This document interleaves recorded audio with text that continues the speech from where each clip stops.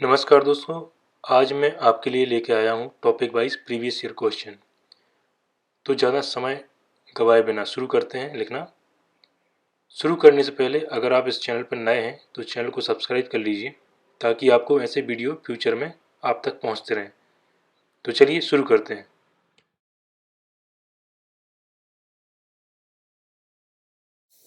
आज हम international relation पे जो क्वेश्चन आए हैं प्रीवियस ईयर क्वेश्चन उन पर चर्चा करेंगे। तो इंटरनेशनल रिलेशनशिप पे चर्चा करने से पहले एक बहुत अच्छा क्वेश्चन है, और क्वेश्चन क्या एक सिद्धांत है जो हमारे पूर्व प्रधानमंत्री इंद्र कुमार गुजराल के द्वारा दिया गया था, जिसमें उन्होंने बताया था कि नेबरहुड फर्स्ट या पड़ोसी प्रथम की जो प्रथा चली है या ये जो सिद्धांत है गुजराल सिद्धांत, उसमें इसकी कवायद हुई थी, शुरुआत हुई थी कहना चाहिए। तो इससे रिलेटेड क्वेश्चन आया था कि गुजराल सिद्धांत क्या है या गुजराल डॉक्ट्रिन क्या है या इसका अभिप्राय क्या है, क्या आज इसकी कोई प्रासंगिकता है, विवेचना कीजिए। तो हम इस आंसर में देखेंगे कि ये उस समय भी इस जो डॉक्टर गुजराल, जो हमारे इंद्र कुमार गुजराल पूर्व प्रधानमंत्री हैं, उन्होंने जो सिद्धांत दिया था वो उस समय भी प्रासंगिक था और आज भी कितना प्रासंगिक है इसके बारे में हम चर्चा करेंगे।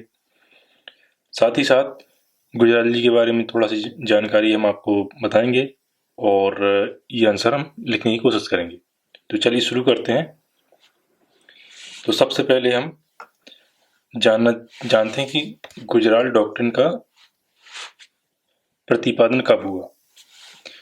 तो गुजराल सिद्धांत का प्रतिपादन 1996 से 97 के तत्कालीन विदेश मंत्री तथा पूर्व प्रधानमंत्री कौन है, इंद्र कुमार गुजराल, ये विदेश मंत्री भी रहे हैं और प्रधानमंत्री भी रहे हैं अपने कार्यकाल में, के द्वारा किया गया था।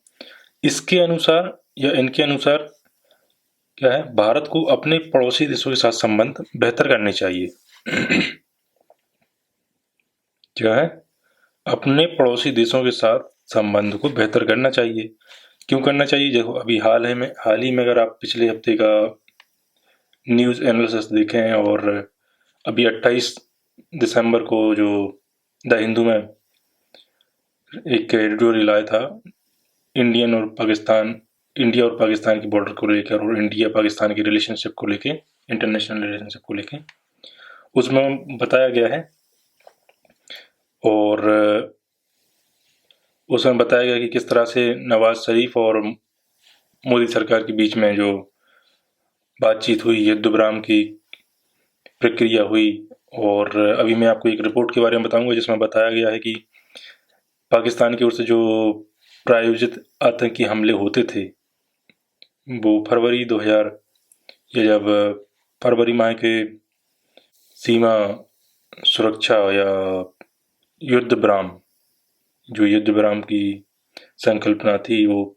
शुरुआत हुई उसकी, जिससे हुआ ये कि धीरे धीरे करके उनका जो पाकिस्तान आयोजित आतंकी गतिविधियां थी वो धीरे धीरे कम हुई।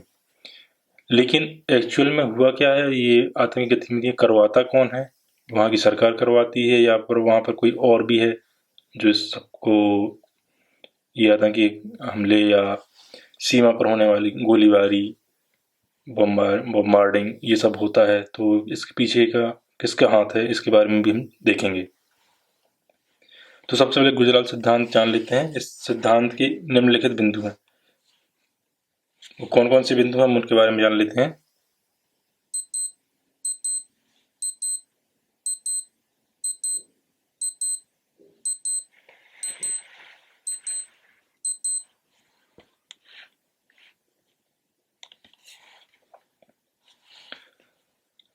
पहला है, भारत को अपने छोटे पड़ोसी देशों जैसे नेपाल, भूटान, बांग्लादेश, म्यांमार और मालदीव्स आदि को निरपेक्ष सहयोग देना चाहिए। पड़ोसी देशों के आंतरिक मामलों में हस्तक्षेप से बचना चाहिए। दक्षिण एशिया में शांति भंग करने वाली गतिविधियों में अपने भूभाग का प्रयोग न होने दें। दक्षिण एशिया के सभी देशों को एक दूसरे की संप्रभुता का सम्मान करना चाहिए। भारत को अपने पड़ोसी देशों में से किसी भी प्रकार का विवाद द्विपक्षीय रूप से शांतिपूर्ण ढंग से सुलझाना चाहिए। ये देखो क्या है, शांतिपूर्ण ढंग से सुलझाना चाहिए। ये क्या है, गुजराल डॉक्ट्रिन का सिद्धांत है। ये 5 सिद्धांत हैं, आप इनको लिख लीजिएगा। अब हम बात करते हैं कि गुजराल डॉक्ट्रिन क्या है, उसके बारे में देखते हैं।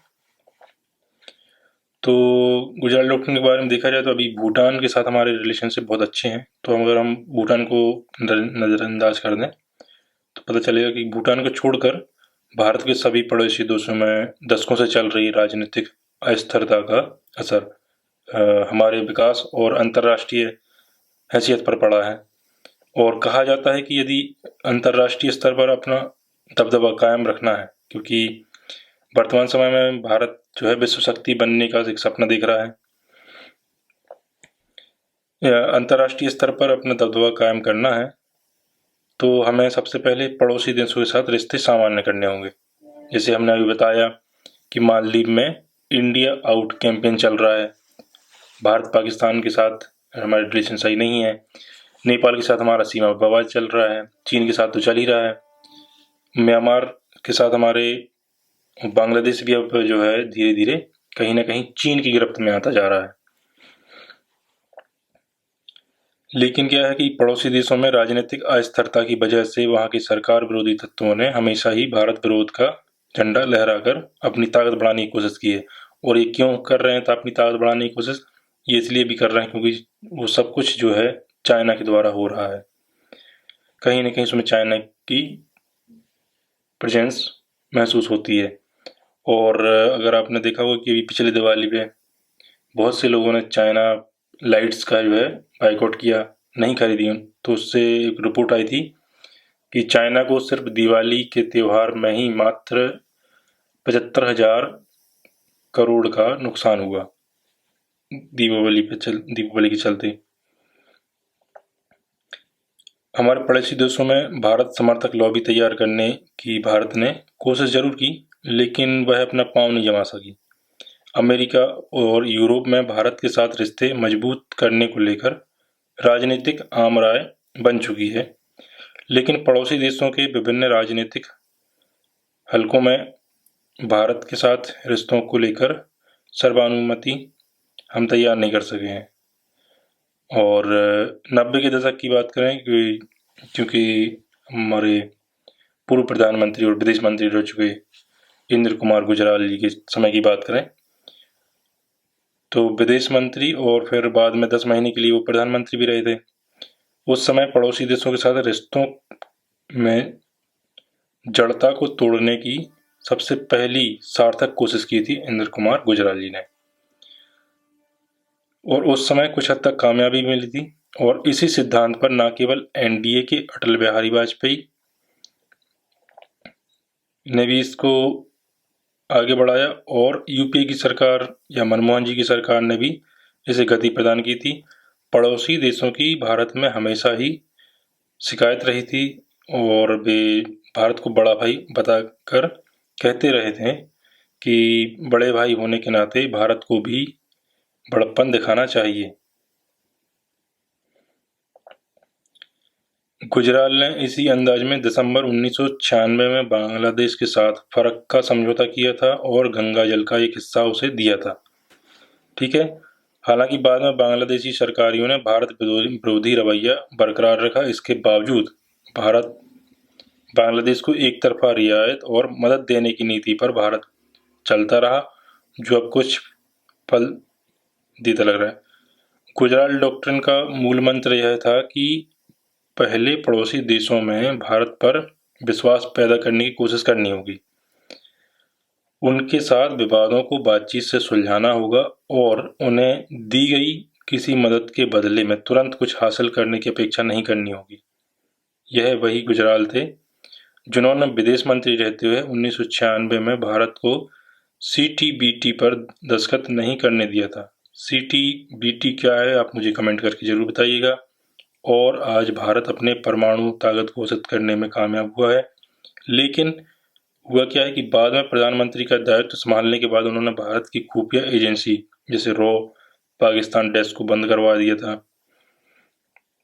ताकि पाकिस्तान के साथ टकराव कम हो सके। हालांकि पाकिस्तान ने भारत के खिलाफ दुश्मनी को और उग्र कर दिया, लेकिन पाकिस्तान हमारा पड़ोसी है और चूंकि हम भूगोल नहीं बदल सकते हैं, इसलिए वह हमेशा ही हमारा पड़ोसी रहेगा। और एक लाइन याद आती है यहाँ पे कि हम अपने रिश्तेदार बदल सकते हैं लेकिन अपने पड़ोसी नहीं बदल सकते हैं। और भी एक ऐसा क्वेश्चन आया था, और शायद क्वेश्चन आया था कि ऐसे कहीं मैंने पढ़ा था कि बेहतरीन बॉर्डर, मतलब ऐसा कुछ क्वेश्चन था, मुझे याद नहीं आ रहा है। बेहतरीन बॉर्डर अच्छे पड़ोसी नहीं बना सकती है, ऐसा कुछ क्वेश्चन है, आप देख लेना एक बार। क्यों हम ये भारत पाकिस्तान के बारे में बात कर रहे हैं, तो भारत ने पाकिस्तान के साथ रिश्ते सुधारने की एक तरफा कोशिश जारी रखी है हमेशा। पाकिस्तान अब भारत से दुश्मनी की कीमत झेल रहा है और वहाँ अब भारत को लेकर राय बदलने लगी है, क्योंकि गुजराल डॉक्टर का समुचित असर पड़ोसी देशों पर नहीं दिख रहा है, इसलिए इसके कई आलोचक भी हैं। लेकिन गुजराल जी ने अपनी आत्मकथा मैटर्स ऑफ डिस्क्रिशन में इसका बचाव करते हुए लिखा है कि इसके पीछे तर्क यह है कि हमें उत्तर और पश्चिम में दो दुश्मन रखने वाले देशों का सामना करना होता है।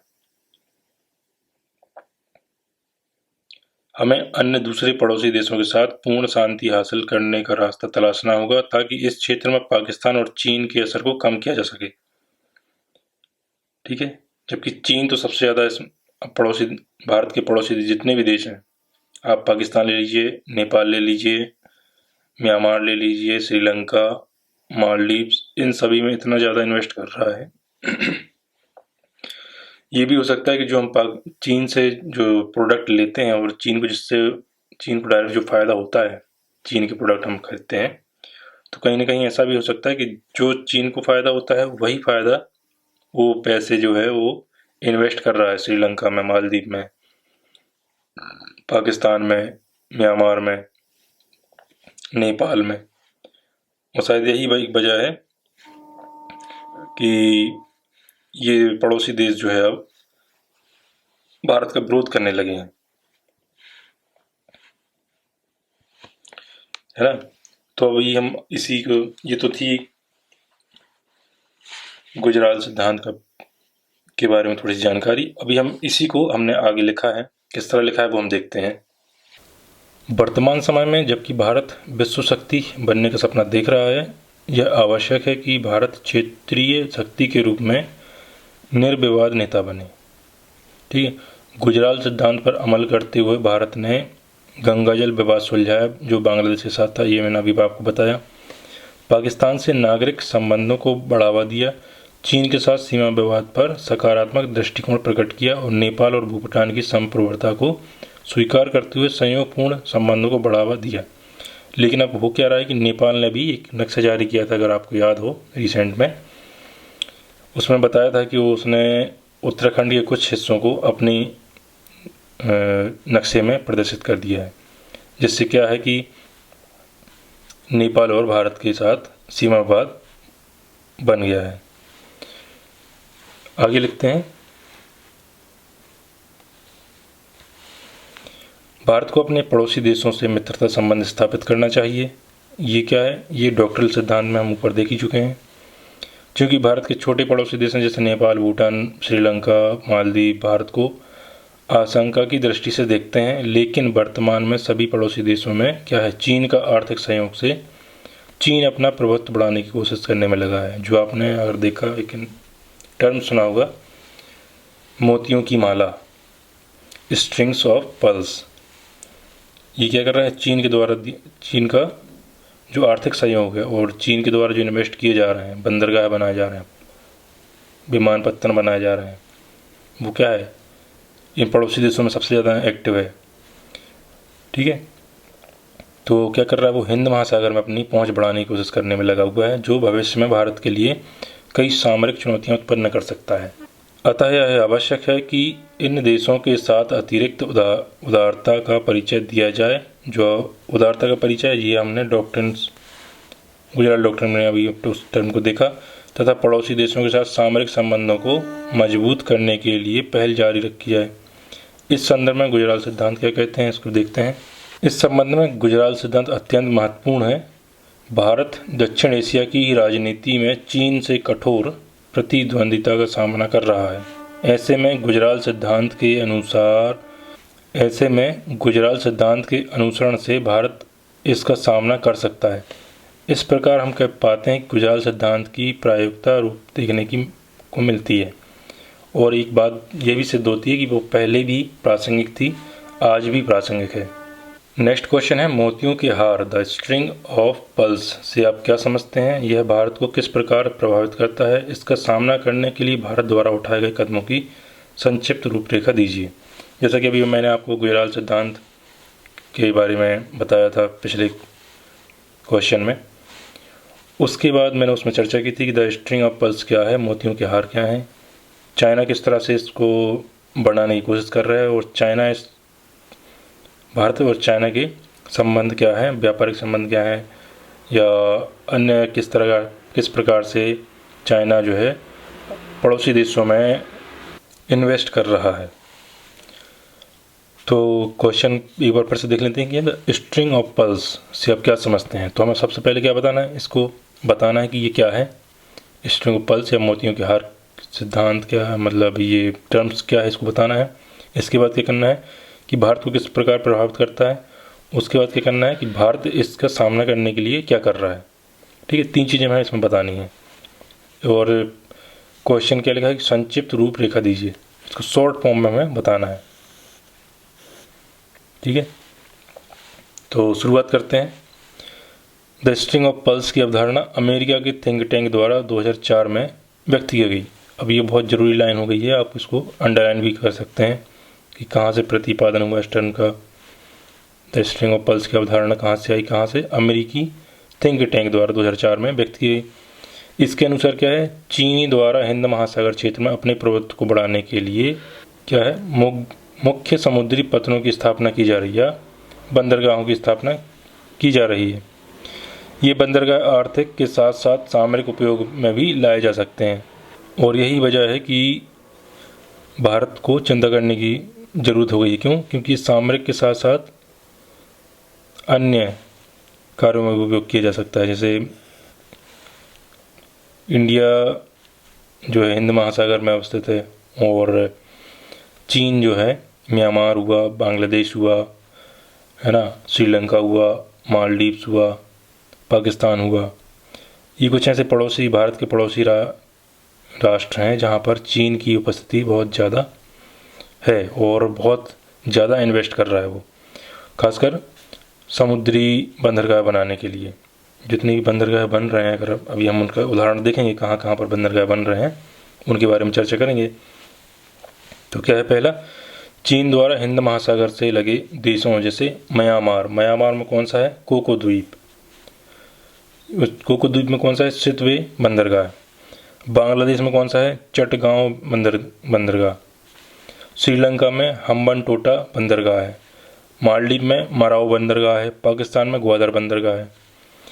ठीक है, ये आप इनको ऐसे डायरेक्ट भी लिख सकते हैं और टॉप 1, 2, 3 करके भी लिख सकते हैं, या ऐसा भी लिख सकते हैं कि देश जो है पड़ोसी देश, फिर बंदरगाह, फिर पड़ोसी देशों के नाम और उनमें कौन कौन से बंदरगाह बन रहे हैं जो चीन के द्वारा बनाया जा रहा है। ठीक है, पाकिस्तान में कौन सा है, ग्वादर बंदरगाह है, में रणनीतिक रूप से महत्वपूर्ण बंदरगाहों श्रृंखला की स्थापना की जा रही है। इस संदर्भ में सर्वाधिक सुभेद्य स्थिति भारत के लिए उत्पन्न हुई है, चूँकि भारत अपने कुल विदेशी व्यापार का कितना 90% से अधिक हिंद महासागर के माध्यम से संपादित करता है।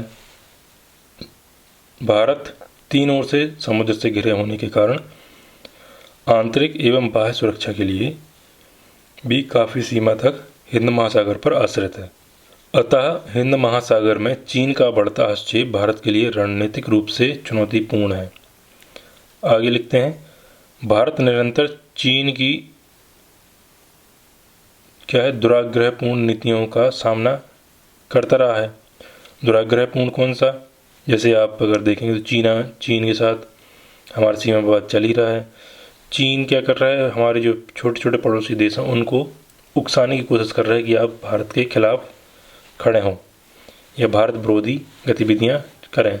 इसका सबसे अभी नवीनतम उदाहरण क्या है कि मालदीव में इंडिया आउट कैंपेन चल रहा है। जो वहाँ के पुराने राष्ट्रपति थे या प्रधानमंत्री कौन थे, उनका मुझे नाम नहीं आ रहा है, उन्होंने क्या किया है कि अब जब उनकी सरकार थी तब से ही जब उनकी सरकार गई है, कहना चाहिए जब से उनकी सरकार वहाँ से हट गई है, जो नई सरकार आई है, तो जो पुराने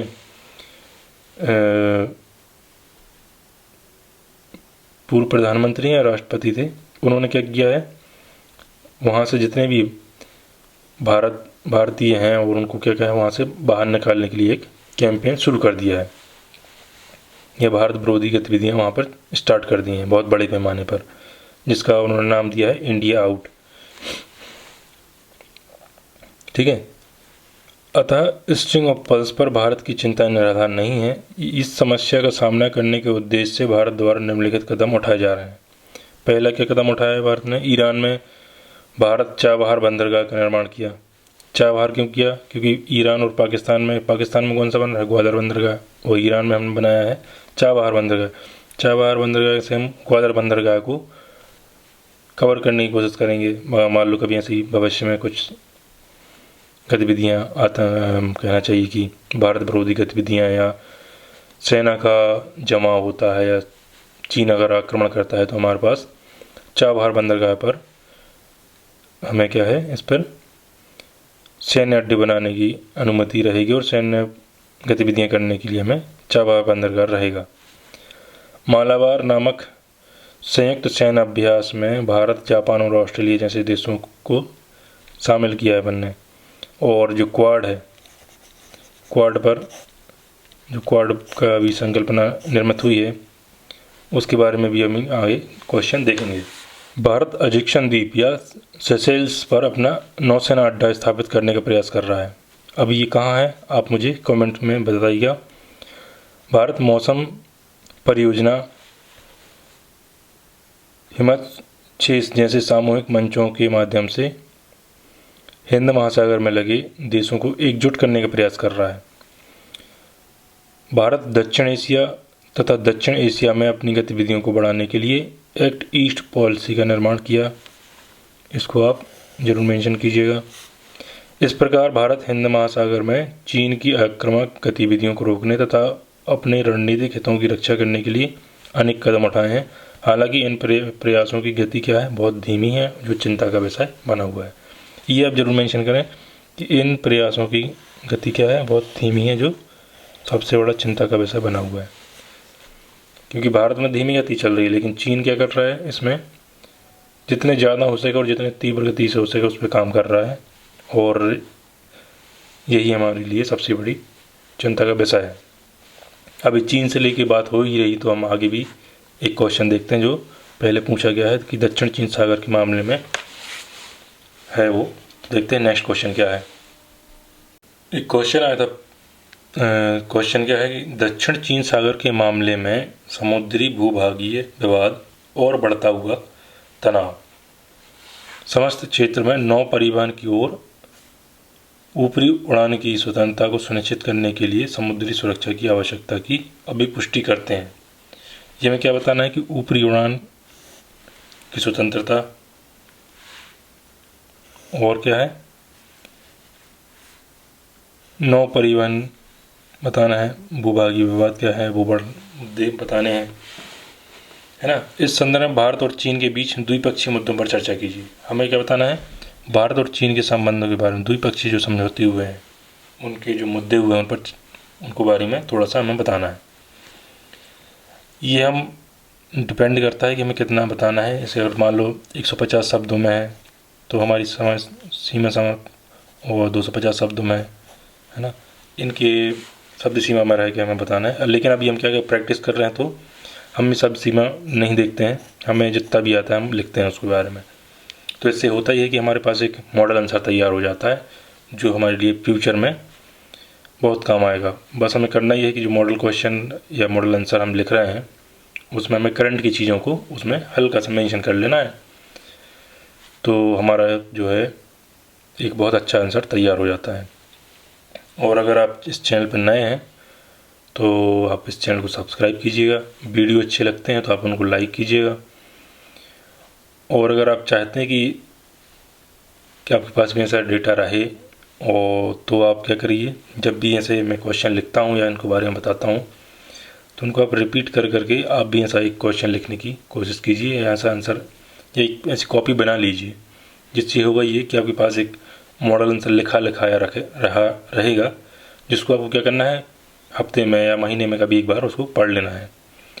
और मान लो जो करंट अपडेट्स आती हैं डेली, उनसे आपको कुछ लाइन मिल जाती है और कुछ जानकारी उपलब्ध होती है, तो उनको आप इन्हीं नोट्स में हल्का सा किसी पेज को ऐड करके उसमें आप लिख सकते हैं, जिससे आपका क्या रहेगा, आपका मॉडल आंसर जो है वो करंट से अपडेट रहेगा, आपको एग्जाम्पल देने में आसानी रहेगी।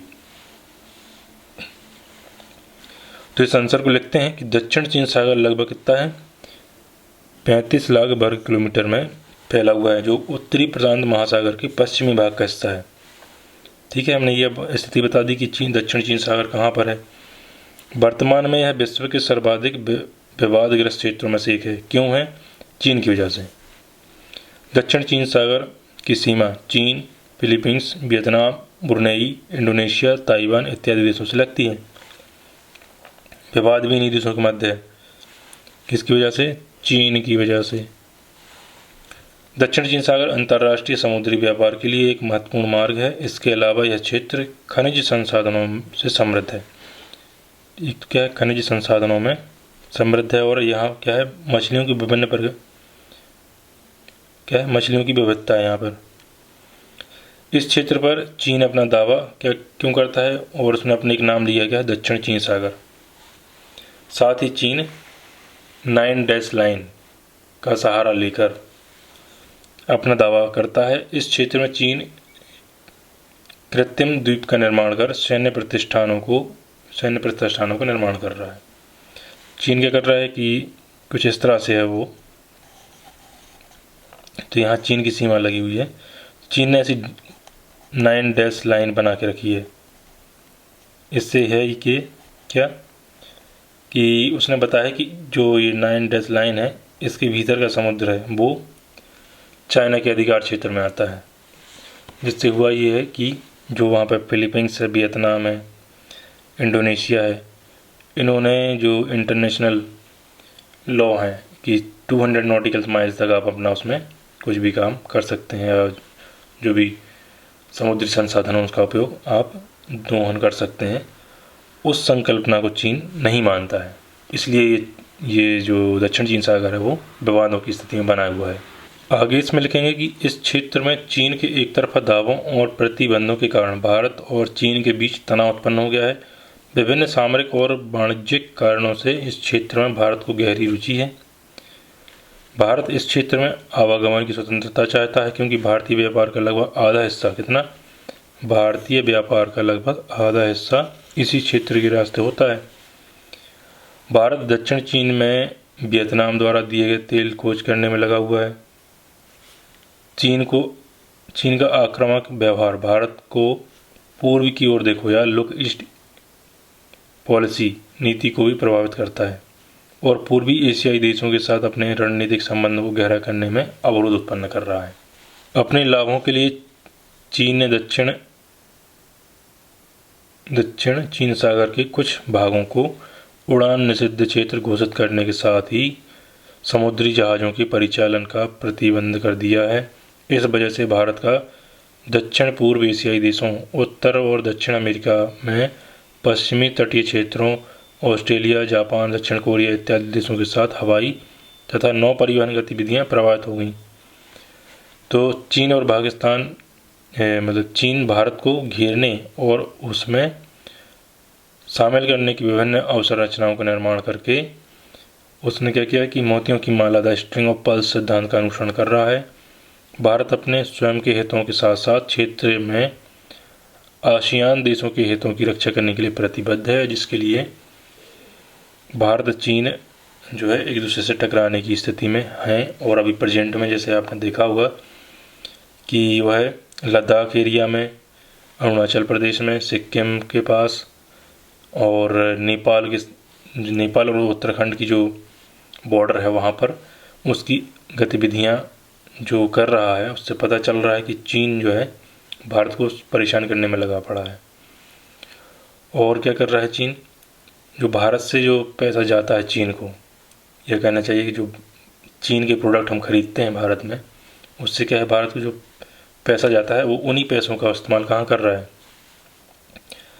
म्यांमार में कर रहा है, श्रीलंका में कर रहा है, पाकिस्तान को दे रहा है, मालदीव को दे रहा है, जिससे क्या हो क्या रहा है कि इनकी जो आर्थिक गतिविधियाँ चल रही हैं चीन के द्वारा, उससे वहाँ पर वो दबाव बना रहा है कि आप जो है भारत विरोधी गतिविधियाँ सुचारू रूप से चालू रखें, आपको जितना भी पैसा चाहिए वो भारत, यह कहना चाहिए कि हम अपना ही पैसा दे रहे हैं चीन को कि वो क्या करे, दूसरी भारत विरोधी गतिविधियों को पोषित करे। आई होप आपको ये आंसर पसंद आया होगा, तो इसको लाइक कीजिएगा, शेयर कीजिएगा, कमेंट जरूर कीजिएगा कैसा लगा बताइएगा मुझे। और अगर आप चैनल पर नए हैं तो चैनल को सब्सक्राइब जरूर कीजिएगा और दोस्तों को भी बताइएगा। और साथ ही ऐसे आंसर आप लिख लीजिए ताकि आपके पास एक मॉडल आंसर तैयार रहे और भविष्य में आने वाले जो भी अपडेट रहते हैं उनको थोड़ी सी एक जगह छोड़ दीजिएगा, थोड़ी सी जैसे साइड में जगह छूटी रहती है ऐसे, इनमें आप उनको उदाहरण के लिए या कोई नया विवाद है उसको आप लिख लीजिए, ताकि आप जब भी आप चीन या भारत के से संबंधित कोई भी किसी भी प्रकार का विवाद होता है तो आपके पास एक नया डेटा उपलब्ध रहेगा। तो देखते हैं नेक्स्ट क्वेश्चन क्या है जो भारत और उसके पड़ोसी देशों से संबंधित है। नेक्स्ट क्वेश्चन है, चीन अपने आर्थिक संबंधों एवं सकारात्मक व्यापार अधिशेष को एशिया में संभाव्य सैनिक शक्ति हैसियत को विकसित करने के लिए उपकरणों के रूप में इस्तेमाल कर रहा है। इस कथन के प्रकाश में अब उसके पड़ोसी के रूप में भारत पर इसके प्रभाव पर चर्चा कीजिए। जैसा अभी हम चर्चा करते आए हैं पिछले क्वेश्चन में और पिछले वीडियो में आपने देखा होगा, तो भारत चीन संबंध के बारे में हमने बताया, उसी से रिलेटेड क्वेश्चन। ये क्वेश्चन क्या है, देखो भारत और चीन के साथ जो भी विवाद चल रहे हैं वो हमेशा सुर्खियों में बने रहते हैं और कम से कम 2013 से 2020 तक 3 से 4 क्वेश्चन अभी तक आ चुके हैं। और अभी हमने देखा कि पिछले बार भी 2020 में भी क्वेश्चन आया था भारत चीन को लेकर। अभी वर्तमान समय में क्या हो रहा है कि किस प्रकार से चाइना जो है अपनी बढ़त बनाने की कोशिश कर रहा है, तो भारत पर इसके क्या प्रभाव पड़ेंगे उसके बारे में देखना है। तो आंसर लिखते हैं, चीन विश्व के सभी देशों के साथ व्यापार अधिशेष की स्थिति में है। क्या है व्यापार अधिशेष? अधिशेष मतलब क्या होता है कि वह अपना इंपोर्ट एक्सपोर्ट जो भी करता है, भारत अन्य देशों से जो व्यापार करता है उससे उसको जो अर्निंग होती है, यह कहना चाहिए कि विदेशी मुद्रा जो कोष है उसका सबसे ज़्यादा है, क्योंकि चीन एक ऐसा देश है जिसने लगभग छोटे से छोटे और बड़े से बड़े देशों के साथ अपने व्यापारिक संबंध उसने बहुत मजबूत करके रखे हैं। और क्या है, उसका विदेशी मुद्रा कोष या उसका विदेशी भंडार बहुत ज़्यादा मजबूत है। तो क्या है, आगे लिखते हैं, इसका विदेशी मुद्रा भंडार, देखो मैंने लिखा है ना, इसका विदेशी मुद्रा भंडार मजबूत स्थिति में है। दक्षिण एशिया में भारत समेत सभी देशों के साथ चीन का व्यापार अधिशेष है। क्या है, चीन का व्यापार अधिशेष है। अधिशेष मतलब ज़्यादा है। चीन अपने आर्थिक संबंधों एवं सकारात्मक व्यापार अधिशेष का उपयोग कर रहा है। भारत के पड़ोसी देशों में स्ट्रिंग ऑफ पल्स योजना के माध्यम से सैनिक अड्डे स्थापित कर रहा है। सैनिक अड्डे क्यों स्थापित कर रहा है?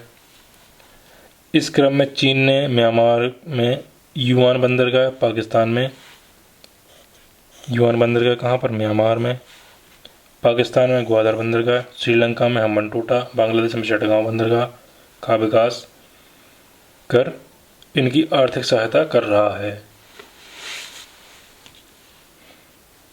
इसके पहले भी जो हमने क्वेश्चन किया था उसमें भी हमने आपको ये चीज़ें आपके साथ डिस्कस की थी।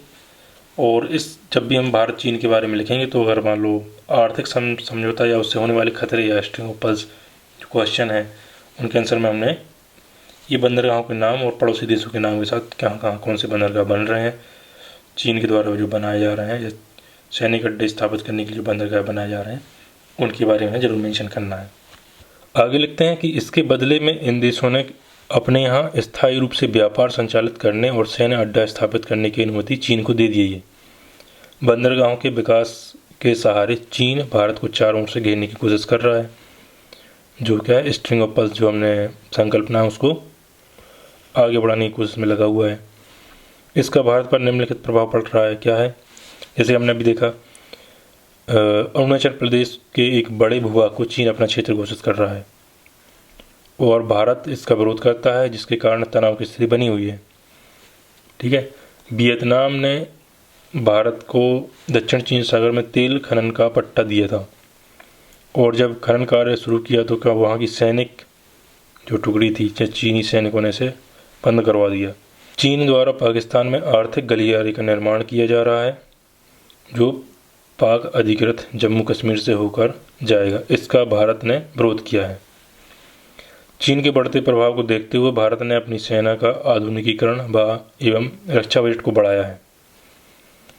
चीन के प्रभाव को कम करने के लिए भारत ने ईरान में चाबहार बंदरगाह, कजाकिस्तान में एक वायुसेना अड्डा, अफगानिस्तान में कई परियोजनाओं को क्रियान्वित कर रहा है। भारत अपने पड़ोसी देशों के साथ सामंजस्य संबंध बना रहा है, जिसके लिए भारत की जो कौन सी पॉलिसी है, नेबरहुड फर्स्ट की जो पॉलिसी है उसको आगे बढ़ा रहा है। वह गुजराल डॉक्ट्रिन, जिसके बारे में हम पहले भी एक वीडियो बना चुके हैं, उसके प्रीवियस में आप देख लीजिएगा।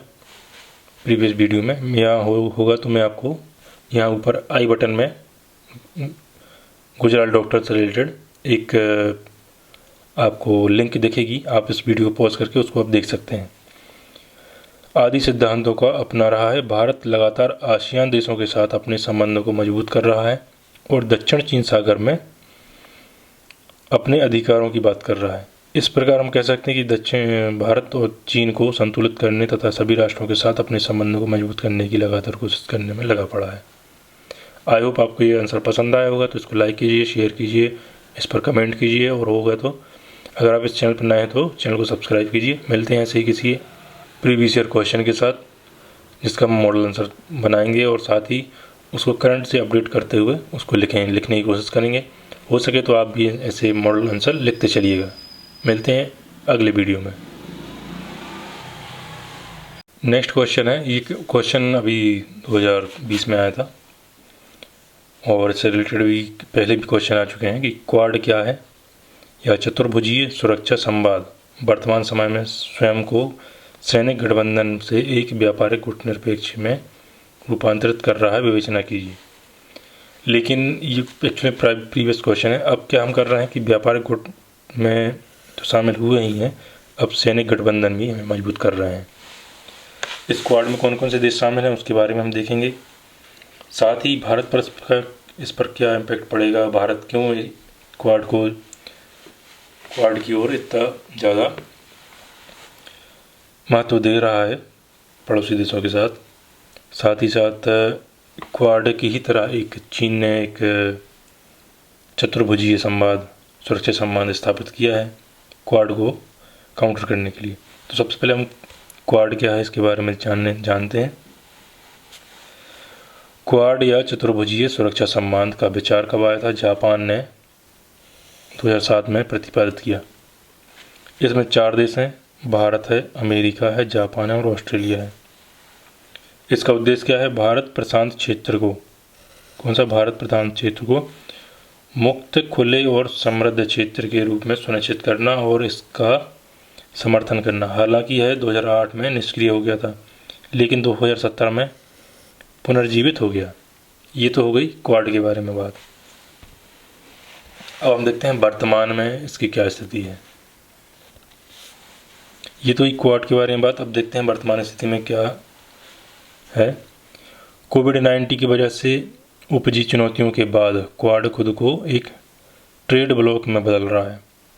इससे वित्तीय समस्याएं, आपूर्ति श्रृंखलाओं के लचीलेपन में सुधार, सस्ते टीके, दवाइयों और चिकित्सा उपकरणों तक आसान पहुंच, भारत प्रशांत क्षेत्र में देशों के मध्य समन्वय और आर्थिक कार्यों में सहयोग करना है। क्वाड राष्ट्र क्षेत्रीय बुनियादी ढांचा परियोजना पर एक साथ काम करने की योजना बना रहे हैं। उदाहरण के लिए क्या है, ब्लू डार्ट नेटवर्क। ये ब्लू डार्ट नेटवर्क क्या है मुझे कमेंट में ज़रूर बताइएगा, और ये बहुत अच्छा भी रिसेंट का उदाहरण है। अब हम देखते हैं क्वाड राष्ट्र और चीन के बारे में। यूएसए ने पूर्वी एशिया में चीन के बढ़ते प्रभाव को रोकने के लिए एक नीति का अनुसरण किया था। यूएसए ने इसे एक रणनीतिक प्रतिद्वंदी बताया था। अतः यूएसए इस गठबंधन के क्षेत्र में अपने प्रभाव को फिर से हासिल करने के अवसर के रूप में देखता है। जापान इस क्षेत्र में चीन के क्षेत्रीय अतिक्रमण से चिंतित है।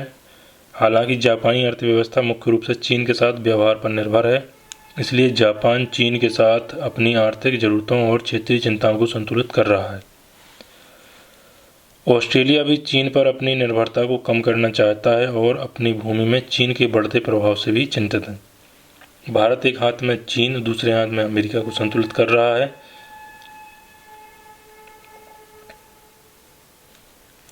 भारत एक हाथ में चीन और दूसरे में अमेरिका को संतुलित कर रहा है, क्योंकि वह हिंद महासागर में अपनी रणनीतिक स्थिति को सुरक्षित करना चाह रहा है। ये तो क्वाड की बात। साथ ही साथ है ये कि जब से क्वाड फिर से 2017 में इसको पुनर्जीवित किया गया, और अभी प्रासंगिक इसलिए हो गया क्योंकि चीन की आक्रामकता भारत के खिलाफ बढ़ती ही जा रही है, और जो स्ट्रिंग ऑफ पल्स की अवधारणा है उसको वो हद से ज़्यादा कहना चाहिए कि जितना, तो हद से ज़्यादा नहीं, मतलब ये कहना चाहिए कि भारत का पैसा वो भारत विरोधी गतिविधियों में ही लगा रहा है।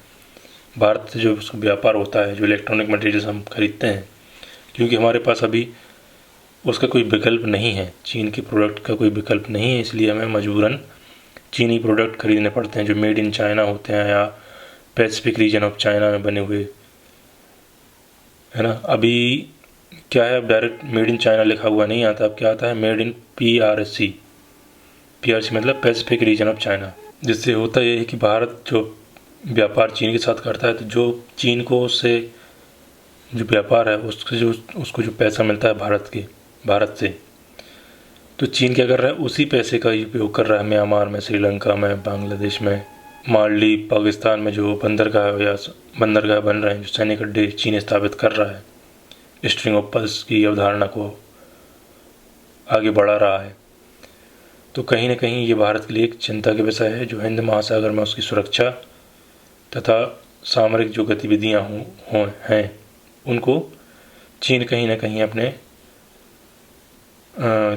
की गतिविधियों से क्या है वो काउंटर करने की कोशिश कर रहा है। चीन की बढ़त को, मतलब भारत की बढ़त को चीन नहीं होने देना चाह रहा है, इस वजह से इतने सारे बंदरगाह बना रहा है, सैनिक अड्डे बना रहा है, ताकि वो भारत को घेर सके। तो आई होप आपको ये आंसर पसंद आया होगा, और जो मैंने आपको बात बताई है वो आप उस किसी ऐसे ही आंसर में लिख लीजिएगा। अभी हाल ही में भारत और पाकिस्तान के संबंधों पर चर्चा हुई है, अभी एक एडिटोरियल आया, उसके रिलेटेड हम एक क्वेश्चन करेंगे, उसको हम अगली वीडियो में देखेंगे। तो मिलते हैं ऐसे किसी नेक्स्ट अपडेट या ऐसे किसी प्रीवियस ईयर क्वेश्चन या मॉडल क्वेश्चन के साथ। तो मिलते हैं अगली वीडियो में। अभी तक बने रहने के लिए आपका बहुत बहुत धन्यवाद।